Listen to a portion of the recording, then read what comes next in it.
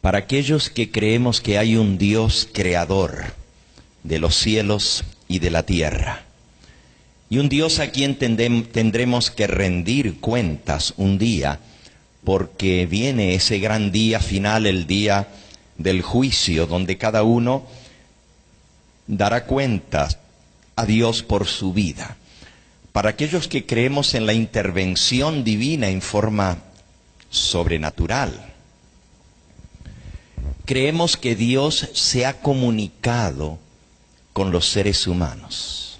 Y para cada momento de la historia de la humanidad, Dios ha tenido un mensaje especial para esa generación, para esa gente, para esa época de la historia de la humanidad. A ese mensaje de parte de Dios se le conoce como la verdad presente. La verdad presente. Y podríamos hacer recuento y ver cómo en cada era, en cada momento de la historia de la humanidad, Dios ha tenido sus mensajeros en esta tierra que han dado el mensaje de parte del Señor. Por ejemplo, cuando la tierra llegó a estar tan corrupta, tan degradada por la maldad que había crecido en el planeta Tierra hasta llegar a cubrirlo todo, Dios dijo: no contenderá mi espíritu con el hombre para siempre, ciertamente él es polvo, le pondré límite a sus años. Y así Dios levantó un mensajero llamado Noé, que anunció al mundo no solamente que el mundo como se conocía en aquel entonces iba a llegar a su fin, porque él anunció el fin del mundo literalmente, pero también anunció un mensaje de salvación, que Dios había hecho provisión para aquellos que quisieran ser salvos, que pudieran. Y así nos cuenta la Biblia que Noé predicó por 120 años. Muy poca gente creyó a su mensaje. Y tristemente, Dios intervino mandando un diluvio sobre el planeta Tierra, de lo cual todavía hay vestigios en todas partes de la Tierra, que este mundo pereció anegado en agua. El apóstol San Pedro, escribiendo en su segunda epístola, esto es, segunda de Pedro, capítulo 3, dice así, comenzando en el versículo 3. Segunda de Pedro 3, versículo 3 en adelante. Sabiendo primero esto, que en los postreros días vendrán burladores, andando según sus propias concupiscencias, y diciendo: ¿dónde está la promesa de su advenimiento? Pues desde el día en que nuestros padres durmieron, todas las cosas permanecen así, como desde el principio de la creación. Estos, los burladores, ignoran voluntariamente que en el tiempo antiguo fueron hechos por la palabra de Dios los cielos y también la tierra, que proviene del agua y por el agua subsiste, por lo cual el mundo de aquel entonces pereció anegado en agua.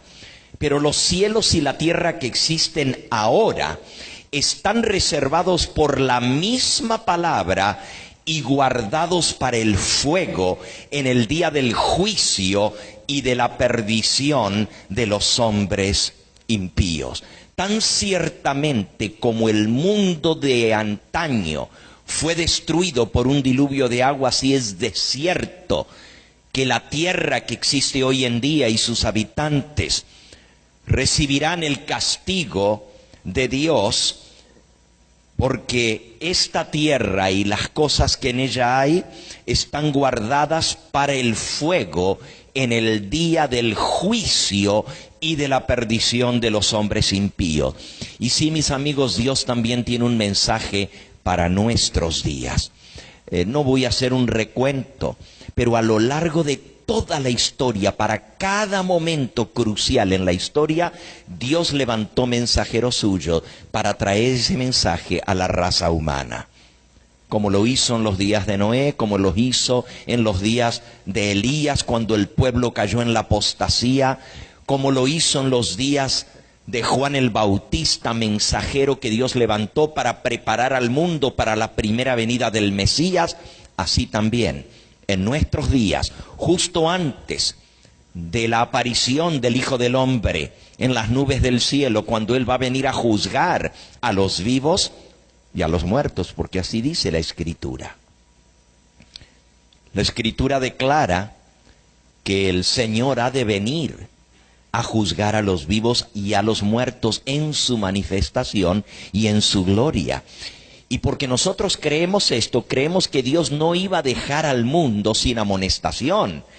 No iba a dejar que el mundo perezca sin tener la oportunidad de la salvación. Por eso Él envía el mensaje final de misericordia. Y sigue diciendo aquí en el versículo 9, el Señor no retarda su promesa como algunos la tienen por tardanza.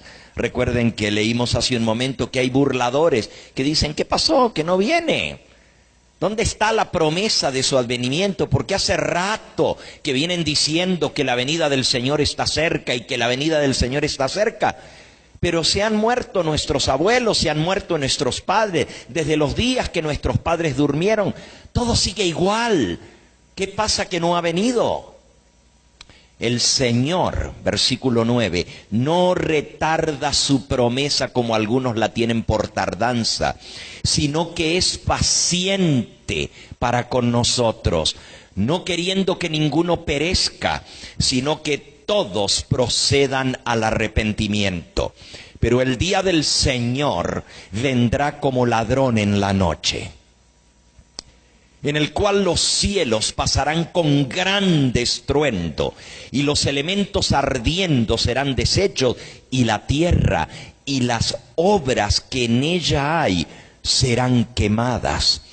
Puesto que todas estas cosas han de ser deshechas, ¿cómo no debéis vosotros andar en santa y piadosa manera de vivir, esperando y apresurándoos para la venida del día de Dios, en el cual los cielos encendiéndose serán deshechos y los elementos siendo quemados se fundirán?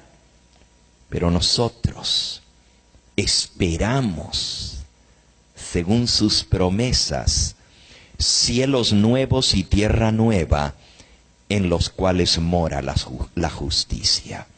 Sí, amigos, Dios va a poner fin a la tragedia de pecado, de dolor, de sufrimiento, de injusticia, de maldad, de inmoralidad de este planeta Tierra. Y finalmente, Dios hará consumación de lo malo. Va a exterminar todo aquello que es malo para establecer un reino en el cual more la justicia. Y sabemos que el establecimiento del reino de Dios está muy cercano. Hay una cantidad de líneas proféticas en la Biblia y todas convergen en ese clímax final: la venida del Señor Jesucristo y el establecimiento de su reino de justicia, de su reino de equidad. Podríamos repasar una tras otra esas líneas proféticas, y cuando hablamos de líneas nos referimos a grandes profecías que nos van mostrando el avance de la historia, porque el mundo no está a la deriva. Este planeta no suceden las cosas porque sí, simplemente porque, bueno, se dan por el movimiento de los seres humanos, por el deseo del poder, y así suben al estrado imperios y luego desaparecen y suben otros. No. La palabra de Dios reveló de antemano los sucesos que habrían de regir las naciones en este mundo. Tenemos grandes líneas proféticas. Por ejemplo, en el libro del profeta Daniel tenemos 4 líneas proféticas. En el libro de Apocalipsis tenemos 7 cadenas proféticas y todas se han cumplido al pie de la letra. Son tan sorprendentes porque indican con siglos de anticipación, en algunos casos con milenios de anticipación, sucesos que habrían de suceder en esta tierra y cómo nos estamos acercando al final de la historia de este mundo. Es más, ya llegamos a lo que la Biblia le llama el tiempo del fin. El tiempo del fin. Y claro, no podía ser para menos. Si Dios ha tomado la decisión de poner fin a la historia de dolor y sufrimiento en esta tierra, pero también va a destruir a los impíos, a los malos, a los que siguen rebeldes contra su voluntad, ¿cómo habría de hacerlo sin mandarnos una amonestación? Sin dejarnos saber cuáles son sus planes. En Amós, el profeta Amós, capítulo 3 y versículo 7, declara: porque no hará nada Jehová el Señor sin que revele su secreto a sus siervos los profetas. Así que Dios no hace nada sin revelar su secreto a los profetas. Y los profetas lo escribieron de antemano para que cuando estos eventos llegaran, nosotros pudiéramos reconocer el cumplimiento de las profecías y decir: verdaderamente Dios está al control de las circunstancias de este mundo, y así como se ha cumplido toda la profecía a lo largo de la historia, también se cumplirá el clímax final, la venida del Señor y el establecimiento de su reino de paz y de justicia. Entonces, ¿ha enviado Dios un mensaje a través de sus mensajeros a esta tierra justo antes de la culminación de todas las cosas? Jesús dejó un capítulo profético, un sermón que él dio, se conoce como su último sermón, lo dio en la semana de su pasión, justo antes de su muerte, y se conoce como el Sermón del Monte de las Olivas. Justamente el año pasado tuvimos el privilegio de ir allá a Israel y estar justamente en ese lugar donde Cristo predicó ese sermón a sus discípulos. La Biblia dice que sus discípulos le dijeron: Señor, ¿qué señal habrá de tu venida y del fin del mundo? Y como respuesta a esa pregunta, Él desarrolla ese sermón magistral, el sermón del Monte de las Olivas o el sermón profético, que está registrado en San Mateo capítulo 24, San Marcos capítulo 13 y San Lucas capítulo 21. En esos 3 evangelios se registra ese sermón profético que muestra las señales que habrían de suceder justo antes de su venida, y que al ver nosotros el cumplimiento de estas cosas, podemos saber que su venida está muy cerca, a las mismas puertas. Y por eso el Señor tenía que mandar un mensaje, tenía que mandar un llamado final, alertando a la gente de que el tiempo de oportunidad y de salvación está llegando a su fin. Y ese mensaje se encuentra registrado en el libro de Apocalipsis, en el capítulo 14. Apocalipsis, capítulo 14. Y muy pronto se darán cuenta por qué este constituye el último mensaje de llamado, de amonestación de parte de Dios al planeta Tierra. Oh sí, Dios ha mandado profetas tras profetas a lo largo de la historia. Ha mandado un mensaje tras otro, pero este que vamos a leer a continuación es el último mensaje de Dios. Después de este, no hay otro. No hay otro. ¿Por qué? Porque a Juan se le mostró que después de este mensaje lo que venía era la venida de Cristo Jesús. Y vamos a leer este mensaje. Primero lo vamos a leer completo y luego lo vamos a ir a comentar o estudiar más profundamente. Dice así, comenzando en Apocalipsis capítulo 14 y versículo 6. Y vi volar por en medio del cielo a otro ángel, que tenía el evangelio eterno, para predicarlo a los moradores de la tierra, a toda nación, tribu, lengua y pueblo, diciendo a gran voz: temed a Dios y dadle gloria, porque la hora de su juicio ha llegado, y adorad a aquel que hizo el cielo y la tierra y el mar y las fuentes de las aguas. Versículo 8. Otro ángel le siguió diciendo: ha caído Babilonia, la gran ciudad, porque ha hecho beber a todas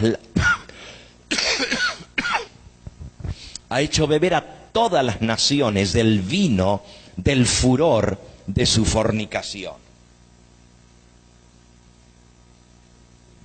Y el versículo 9 dice: y el tercer ángel los siguió, diciendo a gran voz: si alguno adora a la bestia y a su imagen, y recibe la marca en su frente o en su mano, él también beberá del vino de la ira de Dios, que ha sido vaciado puro en el cáliz de su ira, y será atormentado con fuego y azufre delante de los santos ángeles y del Cordero.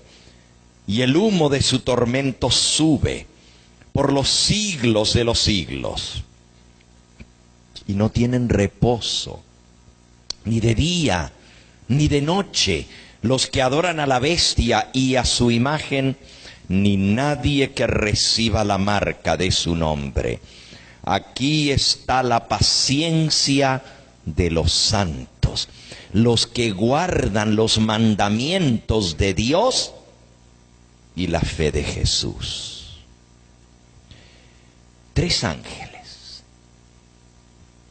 surcando el orbe, volando por en medio del cielo, y traen un mensaje, un triple mensaje, para proclamarlo, dice aquí, a los moradores de la tierra en el mundo entero, a toda nación, tribu, lengua y pueblo.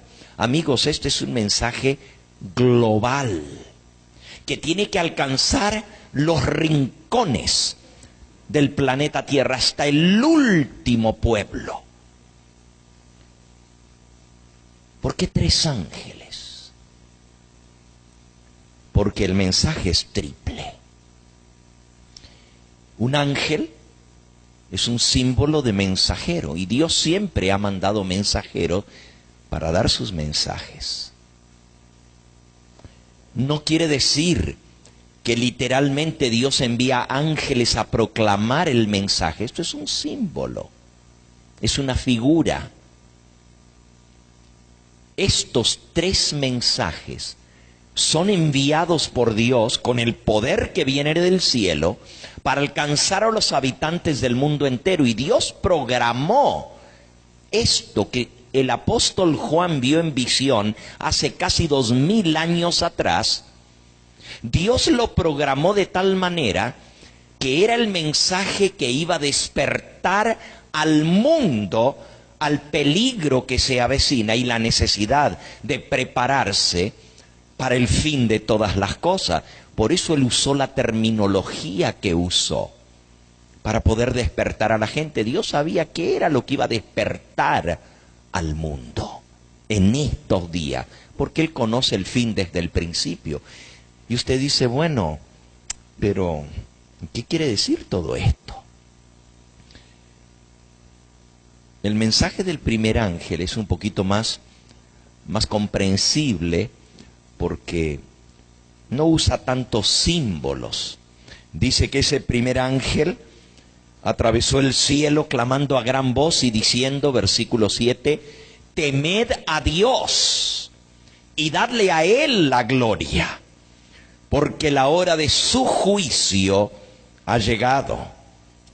Y adorad a aquel que hizo el cielo, la tierra, el mar y las fuentes de las aguas. Ese primer mensaje trae 3 verbos en imperativo. El primer verbo es temer, temed a Dios. El segundo verbo es dar gloria o glorificar. Y dice, y dad gloria. Y el tercer verbo es adorad. Adorad a aquel que hizo el cielo, la tierra, el mar y las fuentes de las aguas. Pero estos 3 verbos en imperativos, que son órdenes de parte de Dios para el planeta Tierra, lo que los hace urgentes, inminentes, lo que hace que la gente tenga que prestar atención, es porque están en el contexto de la proclamación de que la hora del juicio de Dios ha llegado. Hay que adorar a Dios, hay que temer a Dios y darle gloria a Él, porque ha llegado la hora de su juicio. Ahora, les decía al principio que este mensaje es el último, porque inmediatamente después de esto, lo que Juan vio fue la venida de nuestro Señor Jesucristo.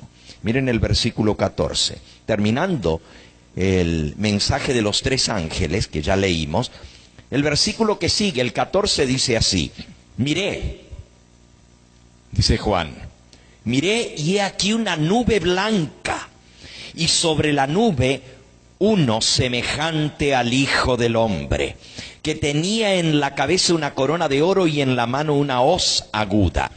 Y del templo salió otro ángel clamando a gran voz al que estaba sentado sobre la nube, mete tu hoz y ciega, porque la hora de cegar ha llegado, pues la mies de la tierra está madura. Y el que estaba sentado sobre la nube metió su hoz en la tierra, y la tierra fue cegada. Así que después de esos 3 ángeles, Juan ve una nube blanca. Y ve al Hijo del Hombre, a Jesucristo, sentado en esa nube y viniendo hacia esta tierra. Tenía una corona de oro sobre su cabeza y traía en la mano una hoz aguda.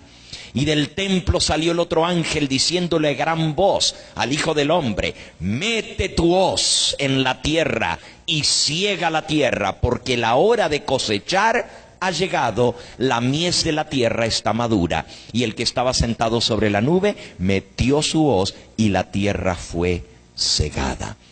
La siega, la cosecha final, representa la venida del Hijo del Hombre. En San Mateo, en el capítulo 13, San Mateo, en el capítulo 13, Jesús contó una parábola, no la vamos a leer en su totalidad, pero cuenta aquí la parábola del trigo y la cizaña, es bastante conocida. Los discípulos le preguntan, Señor, explícanos la parábola del trigo y la cizaña, que un hombre sembró buena semilla en el campo, pero cuando creció la semilla, creció también la mala hierba, la cizaña. Y los trabajadores del dueño de la hacienda le dijeron, Señor, ¿quieres que vayamos y arranquemos la cizaña? Y él dijo, no sea que al arrancar la cizaña arranquéis también el trigo. Dejad crecer junto lo uno y lo otro hasta el final. Y al tiempo de la siega, yo diré a los segadores. Y ahora sí vamos a leer el versículo. Dejad, versículo 30. Dejad crecer juntamente lo uno y lo otro hasta la siega. Y al tiempo de la siega, yo diré a los segadores, recoged primero la cizaña y atadla en manojos para quemarla, pero recoged el trigo en mi granero. Y cuando Jesús explica esta parábola, y nos interesa leerla, esta explicación, porque está hablando de la cosecha, de la siega, y los segadores que van a recoger esta cosecha. Y justamente Pues lo que leímos en Apocalipsis es que después del mensaje de los 3 ángeles viene la siega, la cosecha de la tierra. Dice en el versículo 37, respondiendo Jesús les dijo, el que siembra la buena semilla es el Hijo del Hombre. El campo es el mundo. La buena semilla son los hijos del reino y la cizaña son los hijos del malo. El enemigo que la sembró es el diablo. La siega es el fin del mundo y los segadores son los ángeles. Y de la manera como se arranca la cizaña y se quema en el fuego, así será en el fin de este siglo. Enviará el Hijo del Hombre a sus ángeles y recogerán de su reino a todos los que sirven de tropiezo y a los que hacen iniquidad, y los echarán en el horno de fuego, y allí será el lloro y el crujir de dientes. Y entonces los justos brillarán o resplandecerán como el sol en el reino de su Padre. El que tiene oídos para oír, oiga. Así que el fin del mundo, la cosecha final, los ángeles de Dios van a ser enviados para recoger a sus hijos de todas partes de la tierra. Los impíos, los malos, los que sirvieron de tropiezo, van a ser echados al horno de fuego. En este lenguaje simbólico el Señor describe lo que va a suceder en la venida de Cristo. Vamos a verlo ahora en lenguaje directo. Segunda de Tesalonicenses, en el capítulo 1. Dice el versículo 5 en adelante: esto es la demostración del justo juicio de Dios, para que seáis tenidos por dignos del reino de Dios, por el cual asimismo padecéis. Porque es justo delante de Dios pagar con tribulación a aquellos que os atribulan, y a vosotros que sois atribulados, daros reposo con nosotros, cuando se manifieste el Señor Jesús desde el cielo con los ángeles de su poder en llama de fuego, para dar retribución a los que no conocieron a Dios ni obedecen el evangelio de nuestro Señor Jesucristo, los cuales sufrirán pena de eterna perdición, excluidos de la presencia del Señor y de la gloria de su poder, cuando Él venga en aquel día para ser glorificado en sus santos y ser admirado en todos los que creyeron. Así que cuando Cristo venga, va a haber 2 grupos de personas: los que van a ser destruidos por llama de fuego, como ya leímos en 2 de Pedro, por la presencia del Señor, por la gloria de su poder. Capítulo 2 y versículo 8. Entonces se manifestará aquel inicuo, a quien el Señor matará con el espíritu de su boca y destruirá con el resplandor de su venida. El inicuo, el malo, va a ser destruido por la presencia del Señor, aniquilado por la gloria de su poder en el día de la venida del Señor. Y según lo que leímos, van a ser atormentados con fuego y azufre delante de los santos ángeles y del Cordero. Dios no quiere esta suerte para ningún ser humano. Sí, es cierto, la Biblia habla de un infierno de fuego, donde van a ser echados los impíos y rebeldes, y van a ser consumidos. El mismo Señor Jesucristo lo explicó, pero yo quiero que entendamos nosotros que Dios no quiere la destrucción de los seres humanos. Él quisiera que todos fuéramos salvos. A veces cuando leemos estas cosas, que viene el Señor, que los impíos van a ser destruidos, pensamos, bueno, Dios se deleita entonces en destruir. No. La Biblia es muy clara al decir que Dios no quisiera que ninguno pereciera. Lo leímos hace un momento, segunda de Pedro 3:9. El Señor no retarda su promesa como algunos la tienen por tardanza, sino que es paciente para con nosotros, no queriendo que ninguno perezca, sino que todos procedan al arrepentimiento. Allí en Primera de Timoteo, dando vuelta a la hoja de donde tenemos abierto, Primera de Timoteo 2, versículo 3 dice: porque esto es bueno y agradable delante de Dios nuestro Salvador. Versículo 4, el cual quiere que todos los hombres sean salvos y vengan al conocimiento de la verdad. ¿Qué es lo que Dios quiere? ¿Que cuántos sean salvos? Eso era Primera de Timoteo. Estás en segunda. Primera de Timoteo 2, versículo 4. El Señor quiere que todos los hombres sean salvos y vengan al conocimiento de la verdad. Eso es lo que Dios anhela. Entonces, ¿por qué algunos van a ser quemados en fuego y azufre? ¿Por qué, si Dios es un Dios de amor y misericordia, Él va a destruir a las criaturas que Él mismo creó, a quienes Él les dio la vida? Porque, como vimos hace un momento, Dios va a poner fin al pecado.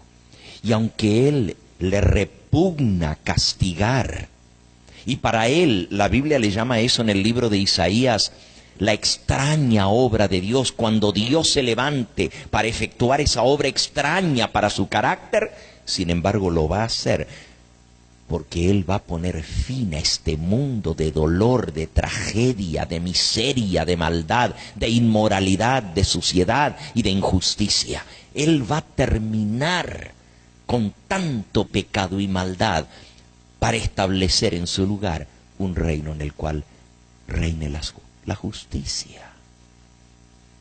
El hombre no lo ha logrado.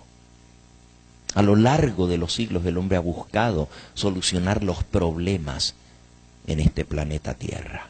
Y cada vez se han agravado más y más y más. Y nosotros lo sabemos.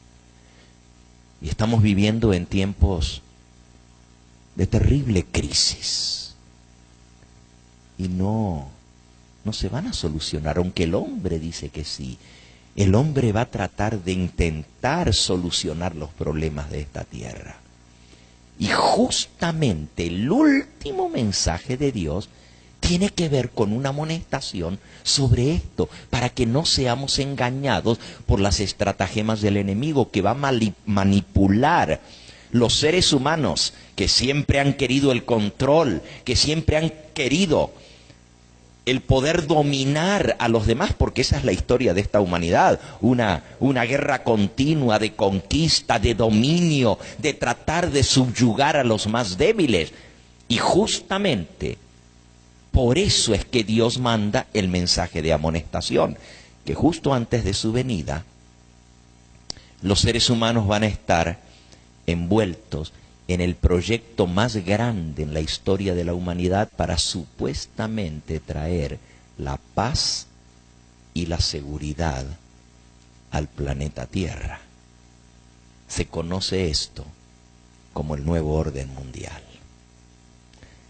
Para tratar de establecer un nuevo orden de las naciones, donde los hombres puedan vivir en armonía, las naciones unas con otras,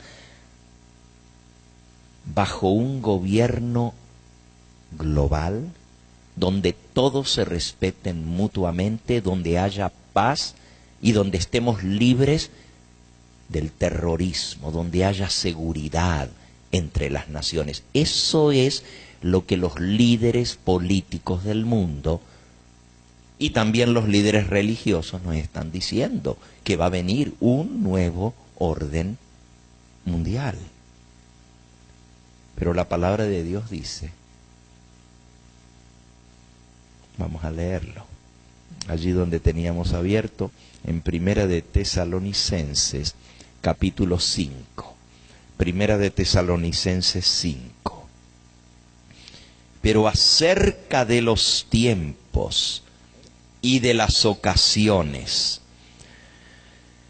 no tenemos necesidad, hermanos, de que yo os escriba, porque vosotros sabéis perfectamente que el día del Señor vendrá, así como ladrón en la noche, que cuando digan paz y seguridad, entonces vendrá sobre ellos destrucción repentina, como los dolores a la mujer encinta, y no escaparán. Mas vosotros, hermanos, no estáis en tinieblas, para que aquel día os sorprenda como ladrón. Porque todos vosotros sois hijos de luz e hijos del día, no somos de la noche ni de las tinieblas. Por tanto, no durmamos como los demás, sino velemos y seamos sobrios. Cuando el hombre diga paz y seguridad, es cuando va a venir la destrucción repentina, y no escaparán, dice aquí. Por eso el Señor nos manda la amonestación. Vamos a volver ahora a Apocalipsis 14 para estudiar un poquito más a fondo este último mensaje de llamado, de amonestación de parte de Dios para un mundo que perece. Apocalipsis 14. Temed a Dios y dadle a Él la gloria en este mundo, donde a Dios se lo ha hecho prácticamente a un lado, donde a Dios se lo ha empujado fuera, porque el hombre no quiere saber de Dios, ni quiere tener que dar cuentas a Dios. Dios llama a los seres humanos a temerle a Él y a darle a Él la gloria, porque ha llegado la hora de su juicio. Si nosotros tuviéramos tiempo, y solo es una noche que estoy aquí, les mostraría la profecía más impresionante de toda la Biblia. Es una profecía con fecha exacta.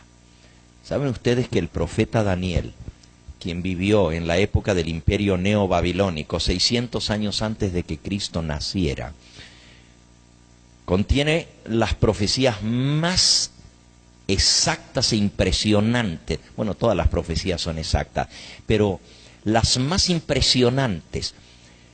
El profeta Daniel reveló la historia de la humanidad hasta con fecha exacta. Y esa profecía, que señala la hora del juicio de Dios, es la profecía más larga y más extensa de todas las Escrituras. Se extiende desde la época de Daniel, 600 años antes de Cristo, hasta el final de la historia de la humanidad. Trae fechas tan exactas como, por ejemplo, la fecha exacta cuando Jesucristo iba a morir en la cruz del Calvario. 600 años antes que Cristo naciera se dio la fecha. Otros profetas habían dicho que iban a nacer en Belén de Judea. Otros habían anunciado muchas otras cosas de la profecía de Cristo, de su vida, de su muerte. Pero Daniel da la fecha exacta. No solamente el año, el mes, el día y hasta la hora en que el Hijo de Dios iba a dar su vida por la raza humana. Impresionante. Esa misma profecía que señala la venida del Mesías, la primera venida del Mesías con fecha exacta, y esa profecía se llama las 70 semanas, las 70 semanas de año, porque son semanas de años, nos lleva exacto hasta la muerte de Cristo. Primero nos señala el momento de su bautismo, su ministerio, sus 3 años y medio de ministerio público, su muerte y su resurrección. Pero esa misma profecía señala el comienzo del juicio de Dios. Y es sorprendente estudiar esa profecía. Repito, esta noche no tengo el tiempo dentro del parámetro de los que estamos viendo de estudiar esa profecía. Pero la conclusión a la que uno llega es que esa profecía señalaba exactamente la fecha cuando en el cielo Dios iba a iniciar el juicio previo a su venida. Porque cuando Él viene, Él ya viene a dar su recompensa, cada uno según sea su obra. Cuando Él aparece en las nubes del cielo, los impíos van a ser destruidos por su presencia, por la gloria de su presencia, por el resplandor de su venida. Y los justos, como ya leímos, vamos a ser recogidos por los ángeles para ser arrebatados en las nubes del cielo.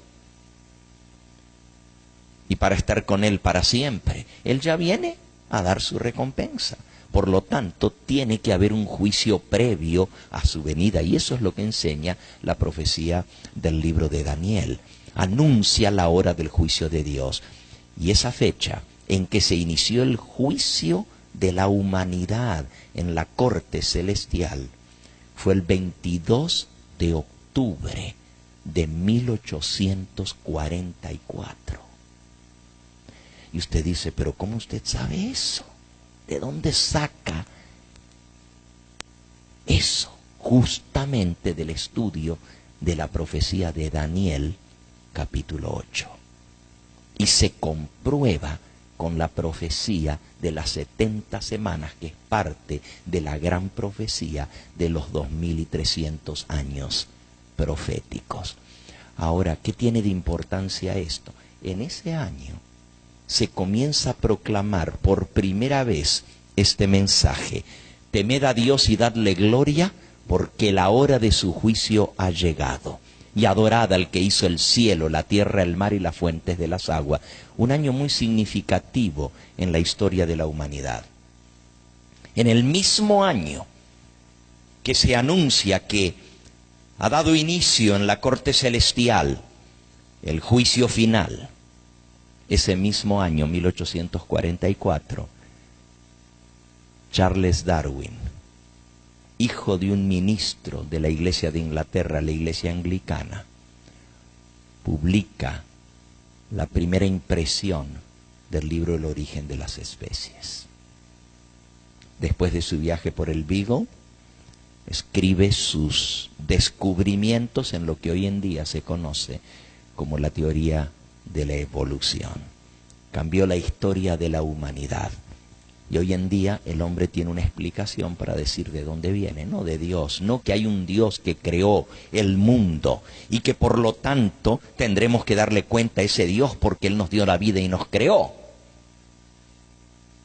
No, ahora hay una nueva explicación. El hombre viene a través del proceso evolutivo. Somos el final de un gran proceso de millones y millones de años, y el hombre vino, pues, porque sí, por un proceso evolutivo, por una gran explosión cósmica ya en el comienzo de quién sabe cuándo, y de ahí en adelante se van formando a través del proceso evolutivo todas las especies hasta llegar al hombre. Qué interesante que Dios manda un mensaje a esta tierra. Temed a Dios y dadle a Él gloria, adorad al que hizo el cielo, la tierra y el mar. En el mismo año en que el hombre presenta la teoría de que no hay realmente un Dios que creó al mundo, sino que todo esto sucedió por mera casualidad. Este mensaje dice: adorad al Creador. Y es una cita directa del cuarto mandamiento de la ley de Dios. Miren cómo dice el mensaje del primer ángel: temed a Dios y dadle gloria, porque la hora de su juicio ha llegado, y adorad al que hizo el cielo y la tierra y el mar y las fuentes de las aguas. Eso está tomado literalmente de la santa ley de Dios, escrita por Dios mismo con su dedo y entregada a Moisés en 2 tablas de piedra, las tablas del pacto.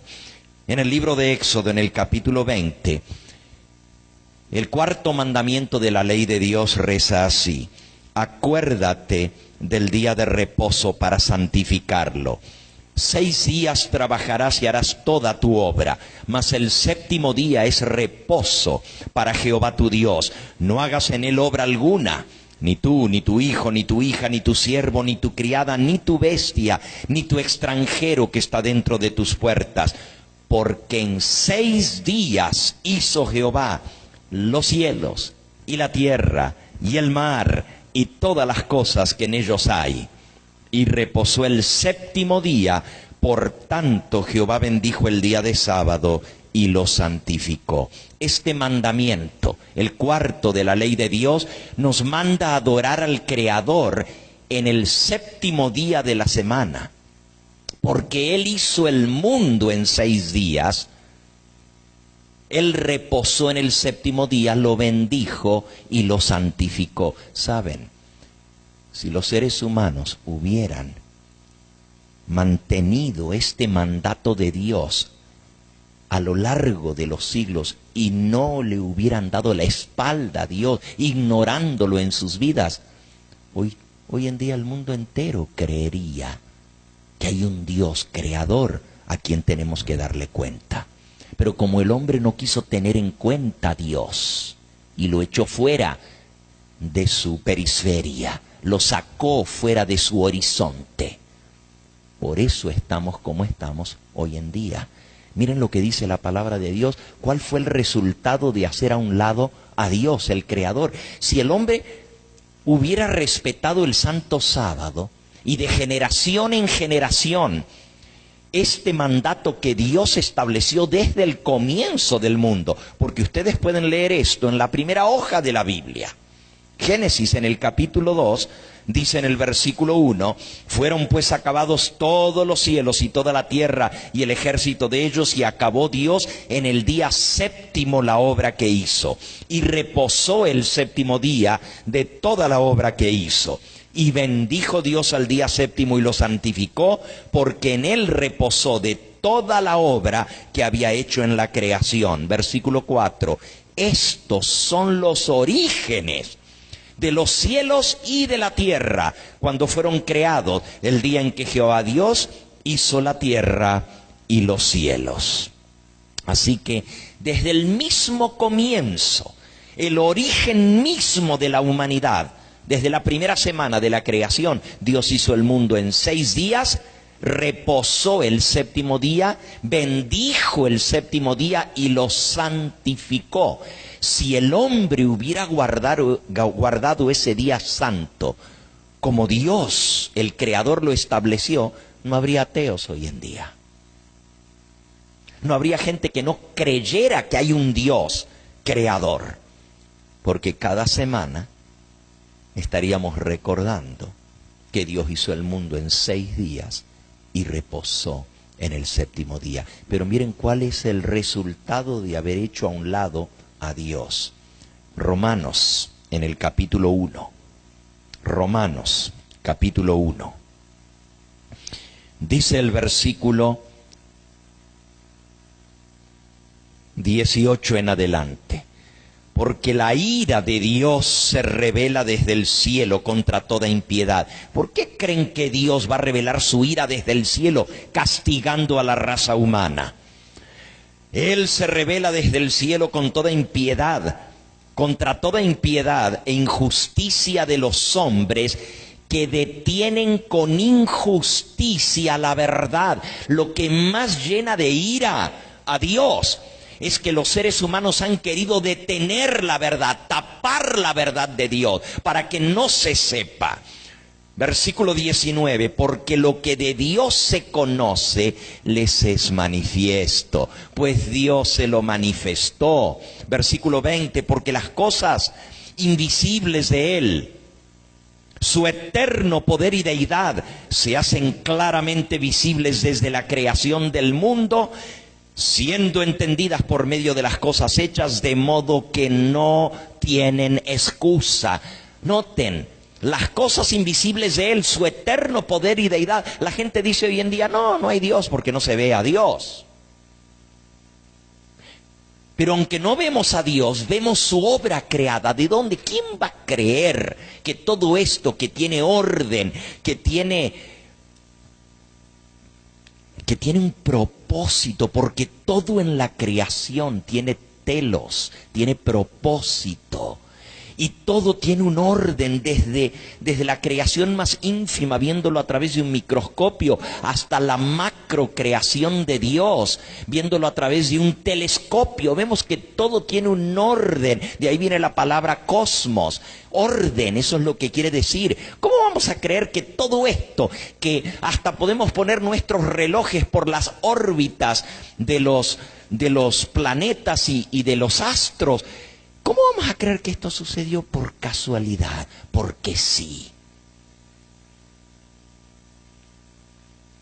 La vida y el ser humano, hecho a imagen y semejanza de Dios. Pero la gente ha escogido creer en la doctrina o la enseñanza o la teoría de la evolución. Las cosas invisibles de Dios, su eterno poder y deidad, se hacen claramente visibles desde la creación del mundo, siendo entendidas por medio de las cosas hechas, de modo que no tienen excusa. No hay excusa para negar a Dios. Pues habiendo conocido a Dios, no le glorificaron como a Dios, ni le dieron gracias. Que dice el mensaje del primer ángel: temed a Dios y dadle gloria. Pero los hombres no le glorificaron como a Dios, no le dieron las gracias, sino que se envanecieron en sus razonamientos y su necio corazón fue entenebrecido. Profesando ser sabios, se hicieron necios y cambiaron la gloria del Dios incorruptible en semejanza de imagen de hombre corruptible, de aves, de cuadrúpedos y de reptiles. La Biblia dice que nosotros fuimos hechos a la imagen y semejanza de Dios. Pero el hombre dice, no, venimos de cuadrúpedos, de aves, de reptiles. Por lo cual, versículo 24, también Dios los entregó a la inmundicia en la concupiscencia de sus corazones, de modo que deshonraron entre sí sus propios cuerpos, ya que cambiaron la verdad de Dios por la mentira, honrando y dando culto a las criaturas antes que al Creador, el cual es bendito por los siglos. Amén. Por esto Dios los entregó a pasiones vergonzosas, pues aún sus mujeres cambiaron el uso natural por el que es en contra de la naturaleza. Y de igual modo también los hombres, dejando el uso natural de la mujer, se encendieron en su lascivia unos con otros, cometiendo hechos vergonzosos hombres con hombres y recibiendo en sí mismos la retribución debida a su extravío. Y como ellos, versículo 28, no aprobaron tener en cuenta a Dios, Dios los entregó a una mente reprobada para hacer cosas que no convienen, estando atestados de toda injusticia, fornicación, perversidad, avaricia, maldad, llenos de envidia, de homicidios, de contiendas, de engaños, de malignidades, murmuradores, detractores, aborrecedores de Dios, injuriosos, soberbios, altivos, inventores de males, desobedientes a los padres, necios, desleales, sin afecto natural, implacables, sin misericordia, quienes habiendo entendido el juicio de Dios, que los que practican tales cosas son dignos de muerte, no solo las hacen, sino que también se complacen en aquellos que las practican. Amigos, este es el resultado de haber hecho a un lado a Dios. El único freno que tenía el hombre era el saber que hay un Dios a quien hay que darle cuentas. Pero como ahora decimos que venimos de los cuadrúpedos, de los reptiles, de las aves, ¿a quién le tenemos que dar cuenta? ¿Y cuál fue el resultado? La inmundicia, la perversidad, la maldad, todos los crímenes, toda la inmoralidad que se menciona aquí. ¿Por qué? Pues porque venimos de la nada y vamos a la nada. Pero estos ignoran que hay un juicio. Y un día se tendrán que enfrentar con Él, les guste o no. Por eso el mensaje del primer ángel nos llama a temer a Dios, a darle gloria y a adorarle. Y el séptimo día es la señal de adoración de ese Dios verdadero. Miren qué interesante. Yo vengo del país del norte, de los Estados Unidos. Nací aquí en la Argentina, pero tengo más de 50 años de vivir en Estados Unidos. Y es increíble, porque Estados Unidos tradicionalmente es un país no católico, sino protestante. Es el país por excelencia de las sociedades bíblicas, donde se han publicado las Biblias para enviarlas por todas partes de la tierra. Un país que ha tenido tremendas ventajas para conocer la palabra de Dios. Un país que en sus comienzos se fundó como una nación libre e independiente para abrir las puertas a los perseguidos de todas partes de la tierra. Cuando se fundó Estados Unidos, fue fundado por gente que venía huyendo de la persecución religiosa en Europa y vinieron en sus barcos a formar las primeras colonias de América del Norte, de Estados Unidos. Eran todos religiosos, creyentes en Dios, una nación cuyos fundamentos fueron la palabra de Dios, la igualdad de todos los hombres. Me hace temblar pensar lo que ha sucedido. Ustedes saben que hay dos instituciones que Dios estableció antes de la entrada del pecado en el mundo para la raza humana.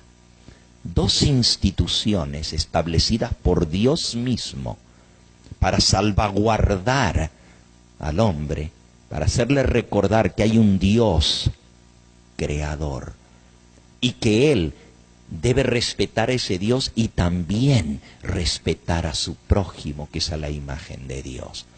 Dios estableció en el jardín del Edén, aún antes de la entrada del pecado, esas dos instituciones para salvaguardar la familia humana. Una es el matrimonio. La Biblia dice que Dios hizo al hombre varón y mujer. Adán y Eva, no Adán y Esteban. Él lo formó así. No solo en el hombre, sino en toda la creación que Él hizo. Lo hizo de esa manera. Tanto en el mundo vegetal como en el mundo animal y como en el ser humano. Para que pudiera procrearse según su especie, dice la Biblia.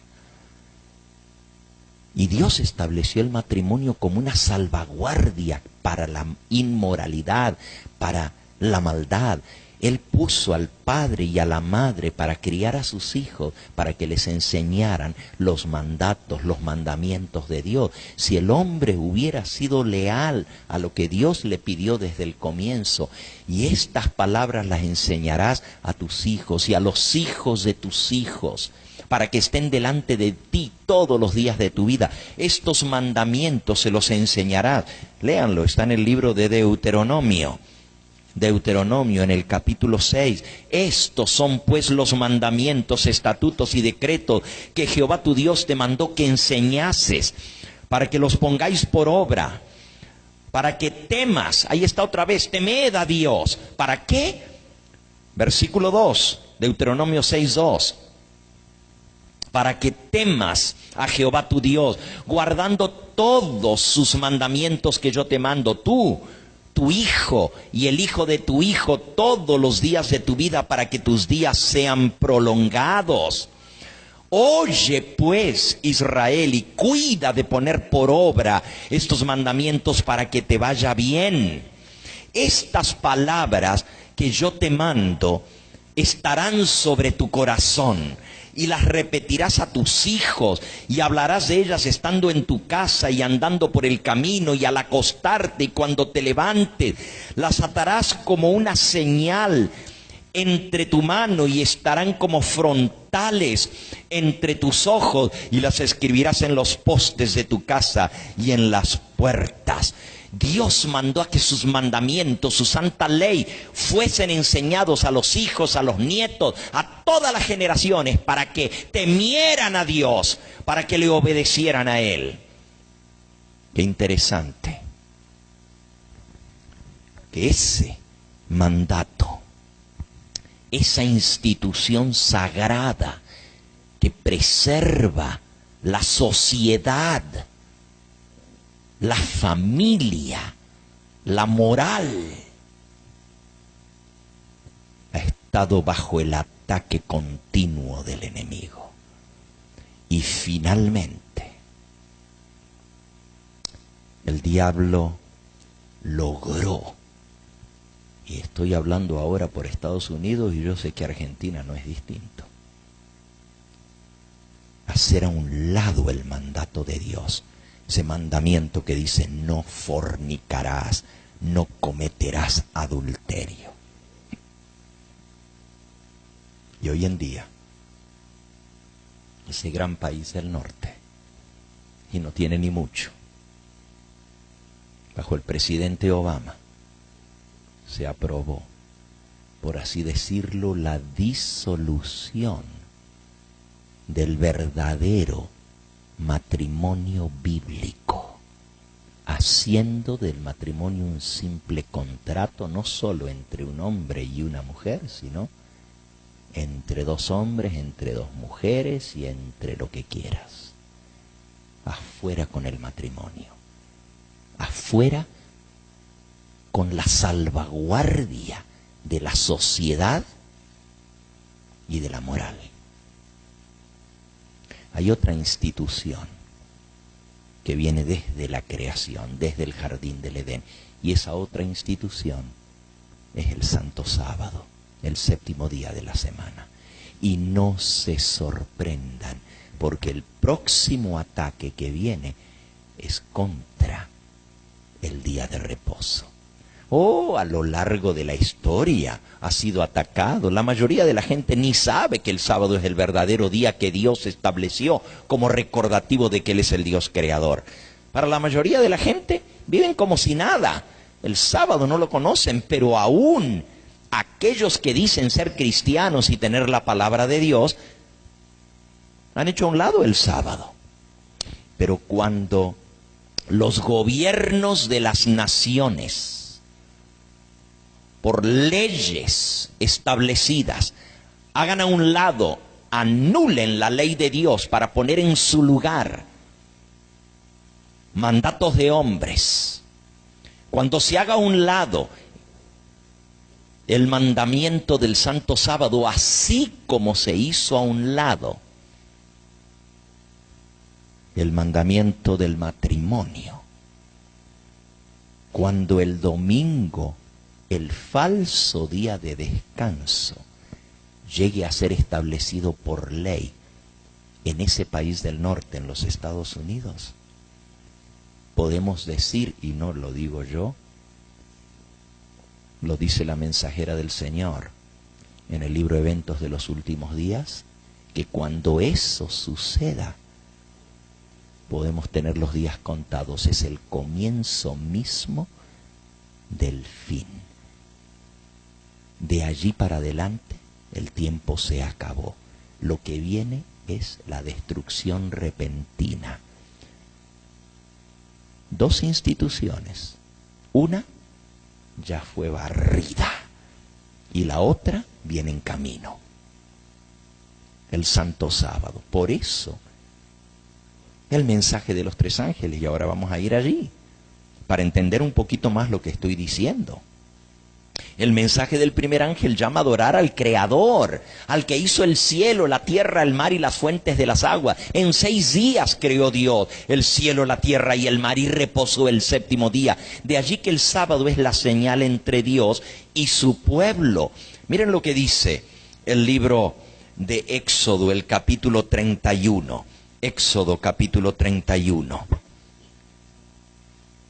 capítulo 31 y versículo 13.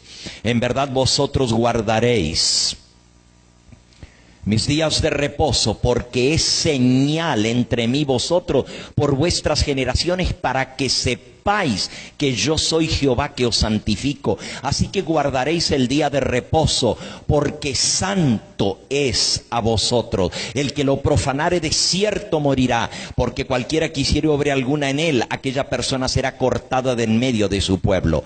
6 días se trabajará, mas el día séptimo es reposo, consagrado a Jehová. Cualquiera que trabaje en el día de reposo ciertamente morirá. Guardarán pues el día del reposo. Y en hebreo, todas esas letritas que aparecen allí al lado de donde dice día de reposo, A, B, C, D, E, si usted busca a la pie de la página, le dice, eso es Shabbat en hebreo, sábado, el séptimo día de la semana.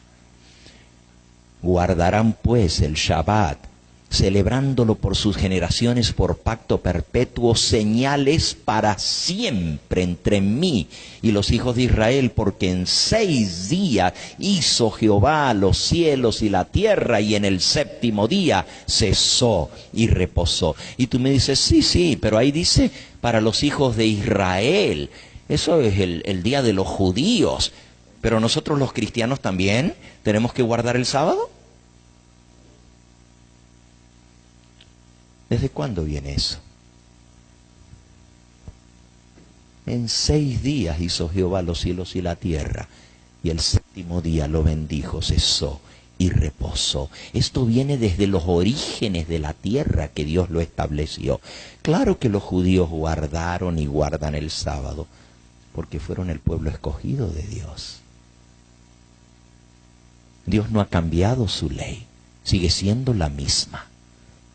Y por eso el mensaje del primer ángel en esta época de incredulidad, en esta época donde cada uno quiere vivir a su manera y no tenerle que dar cuenta a Dios, donde a lo malo se le llama bueno y a lo bueno se le llama malo, donde la inmoralidad está a la orden del día, donde la suciedad, la injusticia, pues si hasta nuestros líderes, hasta nuestros gobernantes nos dan el ejemplo de la inmoralidad y de la injusticia.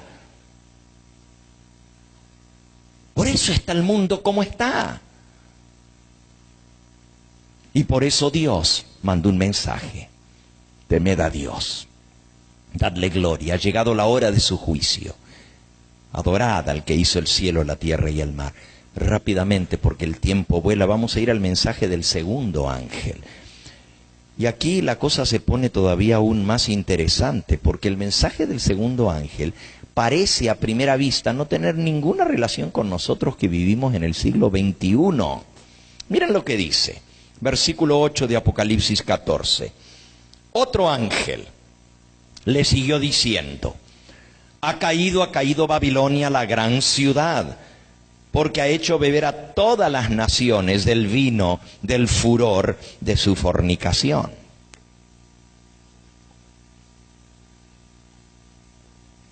Y tú me dices, ¿y esto qué tiene que ver con nosotros? Ha caído Babilonia. Babilonia era la capital del imperio babilónico y cayó y fue destruida por los medos y los persas en el año 539, antes del nacimiento de Cristo. Parece que la noticia es vieja, ha caído Babilonia. ¿Qué tiene que ver esto con nosotros? ¿Por qué Dios manda este mensaje que se anuncia a toda nación, tribu, lengua y pueblo la caída de Babilonia? Necesitamos entender el simbolismo del Apocalipsis. ¿Qué cosa es Babilonia? Y cuando nos demos cuenta de lo que estamos leyendo, nos vamos a dar cuenta de cuán al día está este mensaje. ¿Qué cosa es Babilonia? ¿Qué es Babilonia? Vamos a buscar un poquito sobre qué es Babilonia. Aquí dice, ha caído Babilonia, la gran ciudad. Si ustedes notan, aquí se le llama la gran ciudad. Pero si buscan una hoja más adelante en Apocalipsis, en el capítulo 17, dice en el versículo 18,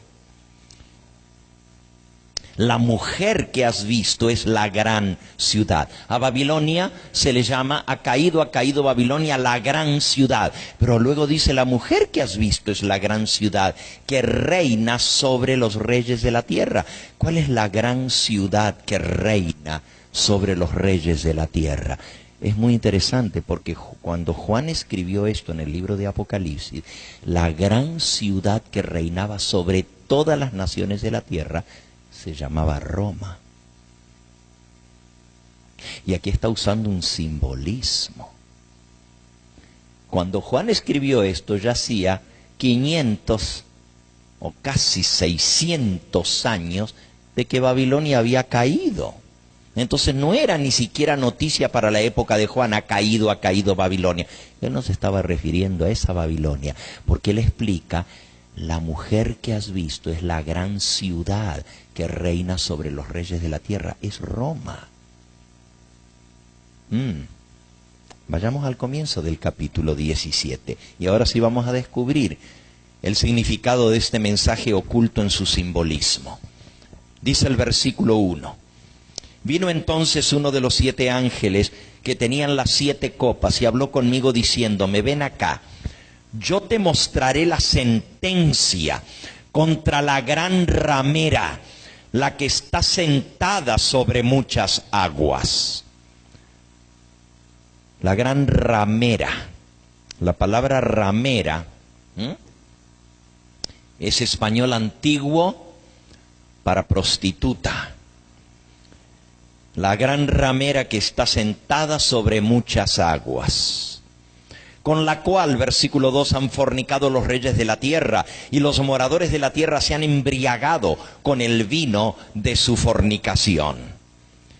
Y me llevó en el espíritu al desierto, y vi a una mujer sentada sobre una bestia escarlata llena de nombres de blasfemia, que tenía 7 cabezas y 10 cuernos. Y la mujer estaba vestida de púrpura y escarlata, estaba adornada de oro, de piedras preciosas y de perlas, y tenía en la mano un cáliz de oro, lleno de abominaciones y de la inmundicia de su fornicación. Y en su frente tenía un nombre escrito, un misterio: Babilonia la Grande, la madre de las rameras y de las abominaciones de la tierra. ¿Notaron? Ahora es una mujer, pero se llama Babilonia la Grande, la madre de las rameras y de las abominaciones de la tierra. Ahora, ¿qué representa una mujer en lenguaje profético? Aquí se habla de una ciudad, pero también se habla de una mujer, y se anuncia la caída de esta mujer. Fíjense que en el libro de Apocalipsis se nos presenta 2 mujeres. Si nos puedes, por favor, poner la diapositiva número 12. La número 12. 2 mujeres. Gracias.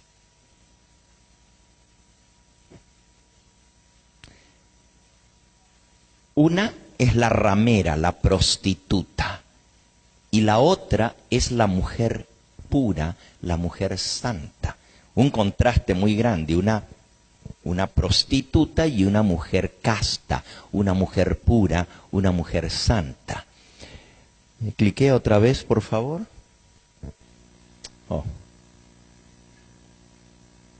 Ok, ahí lo pueden ver escrito. Por un lado, la prostituta, representan esas 2 mujeres 2 sistemas religiosos.